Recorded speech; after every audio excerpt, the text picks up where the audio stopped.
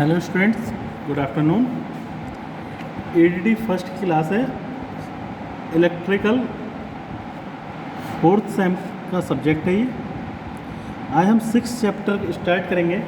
उधर internal wiring आपका चल ही रहा है उसके साथ साथ, ठीक है। तो हम 4th चैप्टर भी स्टार्ट कर रहे हैं। 4th चैप्टर छोटा चैप्टर है और चैप्टर का नाम है introduction to estimating and costing, आगणन एवं मूल्यांकन का परिचय। इंट्रोडक्शन पहले पढ़ते हैं। इसका क्या है? किसी विद्युत परियोजना को तैयार करना, किसी भी विद्युत परियोजना को तैयार करना और परियोजना को कितने दिनों में किया जाना है। परियोजना को तैयार करना और परियोजना को कितने दिनों में किया जाना है। इसके साथ साथ परियोजना में लगने वाली सामग्री एवं सामग्री का मूल्य क्या होगा, आगणन कहलाता है। आगणन क्या कहलाता है? यानी आगणन को हिंदी में बोलते हैं एस्टिमेटिंग। एस्टिमेट निकालना किसी चीज़ का, तो उसको किसे कहते हैं? एस्टिमेट। किसी विद्युत परियोजना को तैयार करना तथा परियोजना को कितने दिनों में किया जाना है। इसके साथ साथ परियोजना में लगने वाली सामग्री एवं सामग्री का मूल्य क्या होगा, उसमें कितनी सामग्री लगेगी, कितने टाइम में तैयार हो जाएगी, ठीक, और उसका क्या क्या मूल्य है सामग्री का, वो सारी चीज़ें तैयार करना एक वो प्रोसेस जिसमें परियोजना को कितने दिनों में किया जाना है, क्या क्या मूल्य, क्या क्या सामग्री रहेगी, उस सामग्री का क्या क्या मूल्य है, ये सब सारी चीज़ें क्या कहलाती हैं? आगणन कहलाती हैं, यानी एस्टिमेटिंग कहलाती हैं। अब हम पढ़ेंगे purpose of estimating and costing. Purpose क्या है एस्टिमेट निकालने का और कॉस्टिंग निकालने का? पर्पज क्या है? यानी कि आगणन करने का और मूल्यांकन करने का किसी चीज़ का उद्देश्य क्या है। आगणन एवं मूल्यांकन का मुख्य उद्देश्य ये है कि किसी परियोजना को तैयार करने में कितना समय लगेगा। मुख्य उद्देश्य क्या है? किसी परियोजना को तैयार करने में कितना समय लगेगा तथा उस सामान की लागत क्या होगी, जिससे निश्चित किए गए समय में कार्य को पूरा किया जा सके। निश्चित किए गए कार्य को कितने समय में, यानी समय से कार्य को पूरा किया जा सके तथा परियोजना के लिए परियोजना का ड्राइंग में आय खर्च, परियोजना के लिए परियोजना का ड्राइंग में आय खर्च व आवश्यक सामग्री का मूल्य व आवश्यक खर्च के लिए आवश्यक धनराशि का पता चल जाता है, जिससे कार्य या परियोजना सही ढंग से बिना किसी रुकावट के पूर्ण हो सके। ये पर्पज है। पर्पज क्या है? पर्पज ये है, मान लो आपको कोई बिल्डिंग बनवानी है, उस बिल्डिंग में कितना मटेरियल लगेगा, कितना लोहा लगेगा, ठीक, कितना सीमेंट लगेगा, कितना बजर फुट लगेगा, कितनी लेबर कॉस्ट जाएगी, वो सारी चीज़ें निकालना, कितना टाइम लग जाएगा, वो सारी चीज़ें जानना, ठीक, और ड्राइंग में कितना खर्चा आएगा, ये सारी चीज़ें निकालना क्या कहलाता है? वो ये सारा काम इसका पर्पज है। पर्पज क्या है? कि बिना किसी रुकावट के पूरा हो सके, जिससे कि कार्य आपका बिना किसी रुकावट के पूरा हो सके।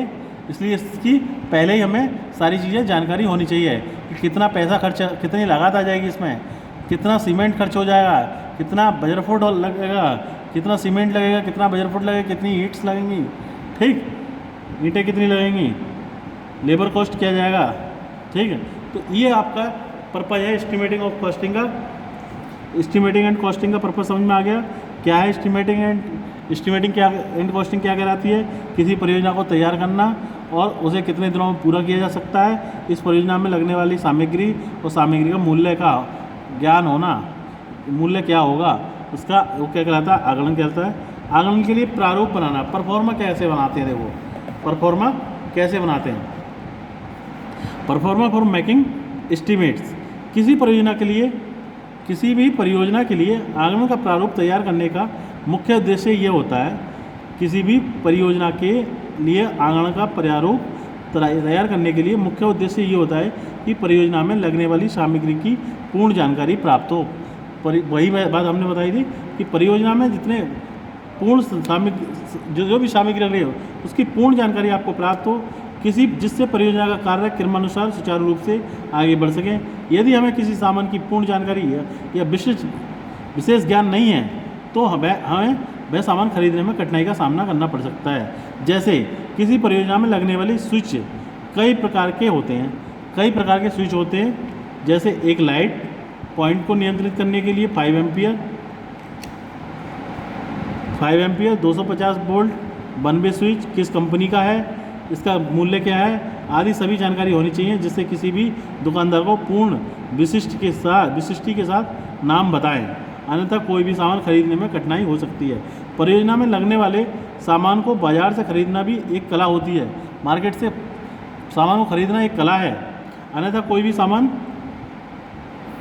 को खरीदना भी एक कला है, क्योंकि इसके लिए बाजार में जाकर अनेकों दुकानदारों से एक ही वस्तु के दाम पता करने होते हैं। एक ही वस्तु के दाम अलग अलग दुकान से आप पता करेंगे, ये कला है। नहीं तो लोग एक ही दुकान से खरीद लाते हैं, वो चाहे कोई भी रेट ले ले, तो कोई भी दुकानदार मनमानी कीमत ले सकता है। यानी वही बात हुई कि दुकानदार आपका मनमानी कीमत ले सकता है अगर आपको रेट नहीं पता है किसी चीज़ के।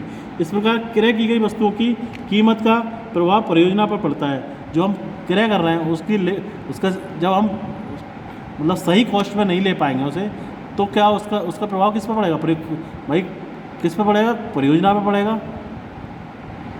परियोजना पर पड़ेगा नहीं पड़ेगा? कॉस्ट बढ़ जाएगी उसकी। इसके लिए हमें बाज़ारों में घूमकर पूर्ण रूप से सर्वे करना पड़ता है। बाज़ारों में घूमकर पूर्ण रूप से, जिसके परियोजना पर होने वाला व्यय अनावश्यक रूप से ना बढ़े। जो खर्चा है वो अनावश्यक रूप से ना बढ़े, जो वास्तव में खर्च होना है वही खर्चा हो। इसके लिए दुकानों पर जाकर आवश्यक सामान का मूल्य, दर, भावपत्र यानी कोटेशन एकत्रित करने चाहिए, कोटेशन लेने चाहिए।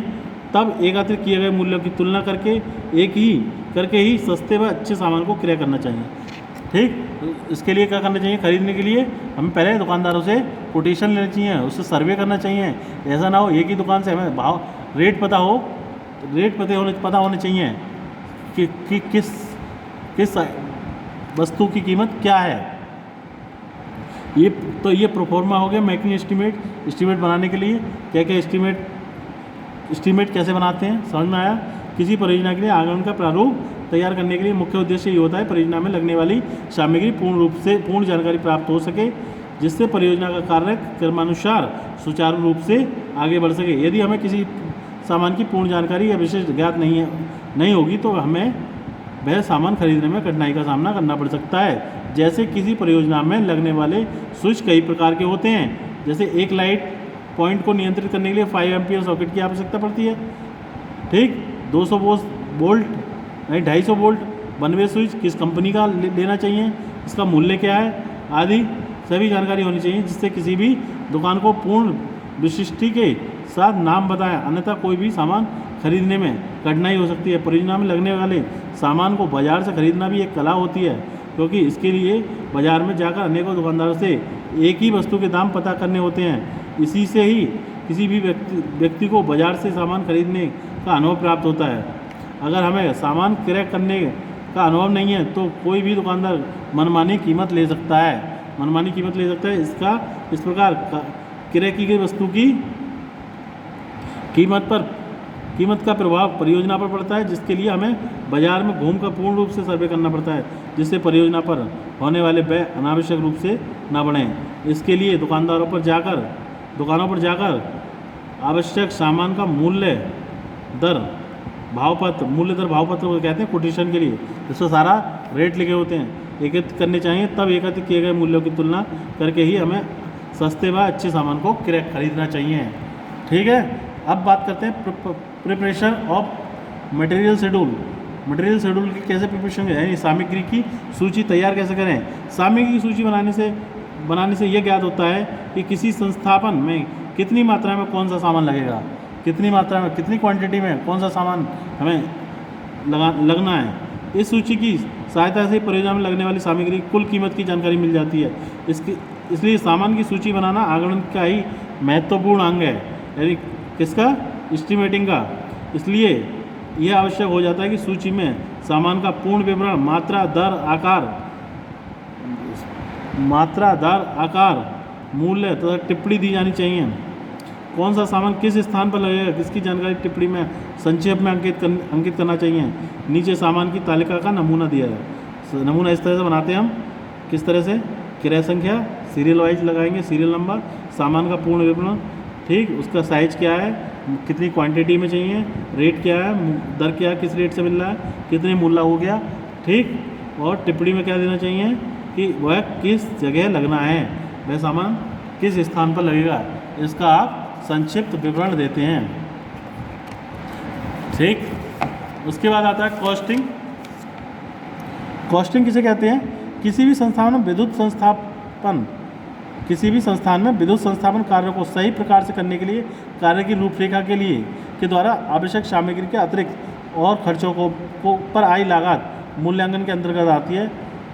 मूल्यांकन करने के पश्चात किसी भी परियोजना को करना आसान होता है, क्योंकि इसमें परियोजना की अनुमानित लागत, सामग्री का मूल्य, श्रम मूल्य व अन्य व्यय, अदर खर्च, इसमें जो रॉ मटेरियल के अतिरिक्त जो अदर खर्च आते हैं वो इसमें ऐड हो जाते हैं। तो इसका जो है परियोजना की अनुमानित लागत, इससे हमें पता चल जाती है कि आपको लगभग कितनी लागत में ये जो परियोजना तैयार हो जाएगी।